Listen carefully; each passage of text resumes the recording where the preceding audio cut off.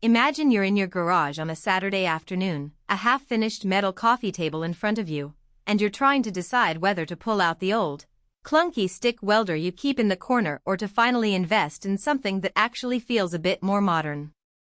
You've read a few forums, watched a couple of YouTube demos, and the idea of a machine that can switch between MIG, TIG, and stick with just a button is tempting until you remember the last time you bought a welder that promised everything and ended up with a unit that was either too finicky or just underpowered for the jobs you really need to tackle.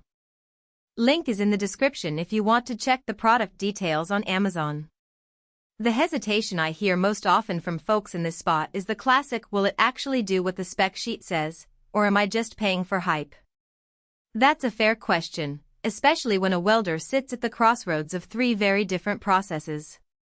The Everlast Cyclone 253DPi tries to be the Swiss Army knife of welders, a digital IGBT inverter that promises high duty cycles, low spatter, and a user-friendly interface that supposedly makes jumping from MIG to TIG as easy as changing a dial. The real test, though, is how those promises translate when you're actually welding a garden gate, fixing a rusted pipe, or doing a small art piece. First off, let's talk about the setup. The Cyclone 253DPi is a 120/240 unit, which means you can plug it into a standard household outlet for light to moderate work. But you'll need a dedicated 240-volt circuit if you push the machine toward its upper amperage range. That's something a lot of beginners overlook. Pulling 200 amps from a 120-volt line will trip the breaker before you get any decent penetration. In practice, I found that running the welder on 240 volts gave me a smooth, consistent arc right out of the box, while the 120-volt mode felt a little timid on thicker material. If your shop already has a 240-volt outlet, the Cyclone slides into place without any extra wiring. If not, you'll have to factor that cost into your budget. Weight is another hidden trade-off. The Cyclone sits around 70 pounds, which is lighter than many comparable 3-in-1 machines but still hefty enough that you'll want a rolling cart or a sturdy workbench to keep it stable while you're switching modes. It's not something you'll comfortably carry up a ladder, but for a home garage or a small shop it's perfectly manageable.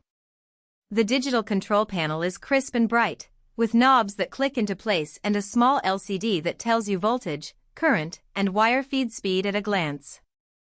That interface really shines when you're toggling between MIG and TIG. You don't have to wrestle with a jumble of knobs, just select the mode and adjust the parameters in a few seconds. Now, who should actually consider buying this machine? If you're a DIY enthusiast who does occasional automotive repairs, builds custom furniture, or dabbles in metal art, the Cyclone's versatility is a genuine time saver. I used it to weld a pair of 1/4-inch mild steel tubes for a bike frame repair, running it in stick mode because the material was dirty and the joint needed a deep, penetrating arc. The machine's high-duty cycle meant I could stay welding for a solid 10 minutes before the fan kicked in, and the low spatter kept the surrounding area clean enough that I didn't have to spend an hour scrubbing away tiny metal specks. Switching to MIG for a thin-walled aluminum sheet for a custom lamp shade was just as painless.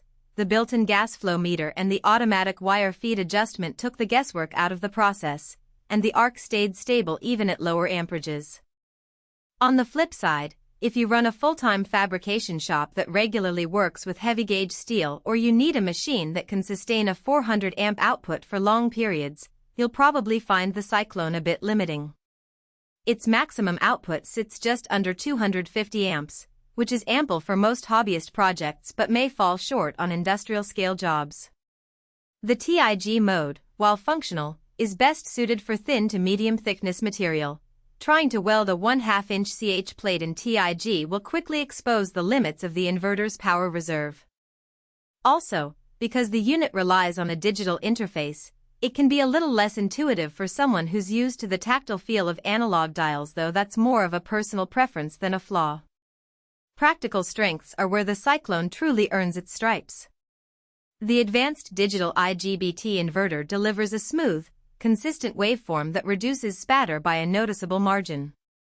In my experience, cleaning up after a MIG pass took roughly half the time compared to an older transformer-based welder I've used for years. The high-duty cycle about 60% at full output means you can work longer without the machine overheating, which is a boon when you're welding a long seam on a garden gate or a series of brackets for a